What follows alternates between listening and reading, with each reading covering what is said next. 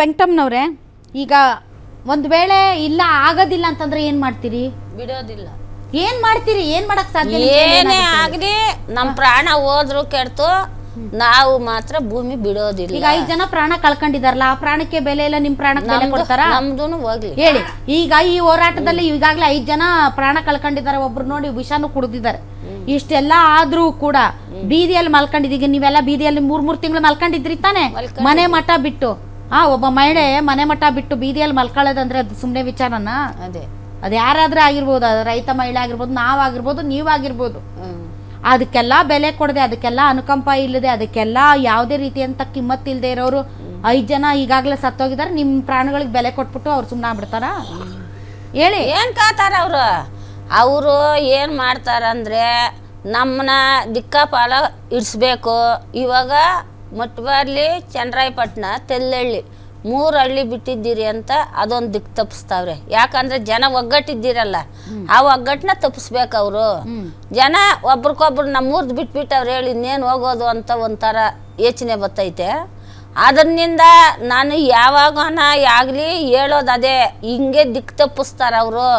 ನಮ್ಗೆ ಅವ್ರ ಕಣ್ಣಿಂದ ಏನು ಕೊಟ್ಟವ್ರೆ ಮಾತಿ, ನಿಮ್ಮೂರುಗಳು ಬಿಟ್ಟಿದ್ದೀರಿ ಅಂತ. ಅವ್ರ ಮಾತು ಕೇಳಬೇಡ್ರಿ, ನಮ್ಮ ಭೂಮಿಗೋಸ್ಕರವಾಗಿ ನಾವು ಹೋರಾಡಬೇಕು ಅಂತ ನಾನು ಪದೇ ಪದೇ ಅದೇ ಹೇಳೋದು. ರಾಜಿ ವ್ಯಕ್ತಿಗಳಿಗೂ ಅದೇ ಹೇಳೋದು. ನೋಡು, ಏನು ನೀವು ಆ ಸೀಟ್ ಮೇಲೆ ಕುಂತ್ಕೊಂಡಿದ್ದೀರಂದ್ರೆ ರೈತನಿಂದ ನಮ್ಗೆ ಈ ಸೀಟ್ ಬೆಲೆ ಅಂತ ನೆನಪು ಮಾಡ್ಕೊಳ್ರಿ. ಮುನಿಯಪ್ಪನವರೇ ಆಗಲಿ, ಸಿದ್ದರಾಮಯ್ಯನವರೇ ಆಗಲಿ, MB ಪಟೇಲ್ಗೆ ಅದೇ ಹೇಳಿದ್ದೀನಿ. ಇರಾಣಿ ಇದ್ದಾಗ ಹಿಂಗೆ ನಮ್ಮನ್ನು ಗೋಳಾಡಿಸಿ ಅವ್ರು ಮನ್ಕೋದ್ರು. ಹತ್ತಿದ್ದು ನಾನು ಕಣ್ಣಾರ ನೋಡಿದ್ದೀನಿ. ಅವತ್ತು ನಮ್ಗೆ ಎಷ್ಟು ಖುಷಿ ಆಯ್ತು ಗೊತ್ತಾ? ನಮ್ಮ ರೈತರು ಉಸಿರು ಅವ್ರಿಗೆ ತೆಗಿಲಿತ್ತು. ನಾಳೆ ಹೊತ್ತಿನ ನಿಮ್ಗೆ ಇದೇ ಗತಿ ಆಗ್ತದ ಅಂತ ಅದೇ ಕಂಜಾವಿ ಬಾಯಿನಲ್ಲಿ MB ಪಟೇಲ್ KH ಮುನಿಯಪ್ಪನ ಕೂಡ ಹೇಳ್ಬಿಟ್ಟು ಬಂದೆ. ನಮ್ಮ ಕಣ್ಣೀರ್ ಹಾಕ್ಸಿದ್ದಕ್ಕೆ ರಾಣಿ ಅವ್ರು ಸೋತೋದ್ರು, ಮನೆಗೆ ಹೋದ್ರು. ನಾಳೆ ಹೊತ್ತಿನ ನಿಮ್ಗೂ ಅದೇ ಗತಿ ಆಗೋದು, ಈ ಪದವಿ ಶಾಂತಿನ ಇರಲ್ಲ ಅಂತೇಳಿ ಅದೇ ಮಾತು ಹೇಳ್ಬಿಟ್ಟು ಬಂದ್ರಿ ನಾವು. ಅದಾದ್ರೂ ತಡಿ, ರೈತರು ಏನಕ್ಕೆ ಈ ಥರ ಹೇಳ್ತಾವ್ರೆ? ರೈತನಿಂದ ನಂಗೆ ಈ ಸೀಟ್ ಬೆಲೆ ಅಂತೇನನ್ನ ಅವ್ರು ಅರಿವು ಮಾಡ್ಕೊಂಡವ್ರೆ? ಇಲ್ಲ, ಮಾಡ್ಕೊಂಡಿಲ್ಲ.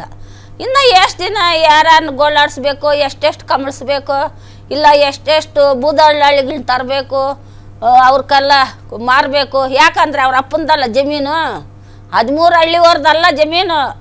KH ಮುನಿಯಪ್ಪನವ್ರ ಅಪ್ಪಂದು, ಸಿದ್ದರಾಮಣ್ಣವ್ರ ಅಪ್ಪಂದು, MB ಪಟೇಲ್ ಅವ್ರ ಅಪ್ಪಂದಲ್ಲ. ಅದಕ್ಕೆ ಹೊರ ದೇಶದಿಂದ ದಲ್ಲಾಳಿಗಳನ್ನ ತಂದು ಅವ್ರ ಬೂದಹಳ್ಳಿ ವ್ಯಾಪಾರ ಮಾಡಿ ಏನು ನಾವು ಜಮೀನು ಕೊಡ್ತೀರಿ ಬಾ ಅಂತೇಳಿ ಅವ್ರ ಅಪ್ಪಂದು ಅವ್ರ ತಾತನದಲ್ಲ ಜಮೀನುಗಳು.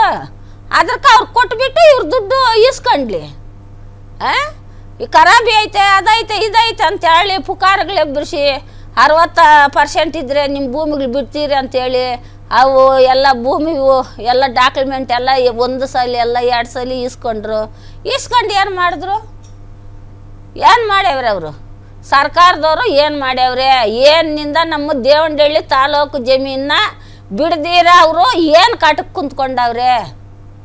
ಅದು ಗೊತ್ತಾಗ್ತಾ ಇಲ್ಲ ನಮ್ಗೆ. ನಮ್ಮ ಭೂಮಿ ಏನಕ್ಕೆ ಬೇಕು?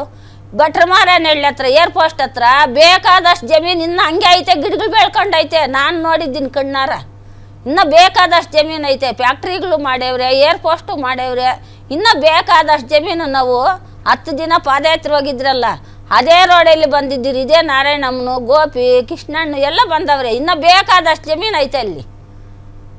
ಏನೋ ಭಟ್ರಮಾರನಹಳ್ಳಿ ಹತ್ರ ಏನಕ್ಕೆ ಬೇಕು ಅವ್ರಕ್ಕ? ನಮ್ಮ ಜಮೀನು ಏನಕ್ಕೆ ಬೇಕು?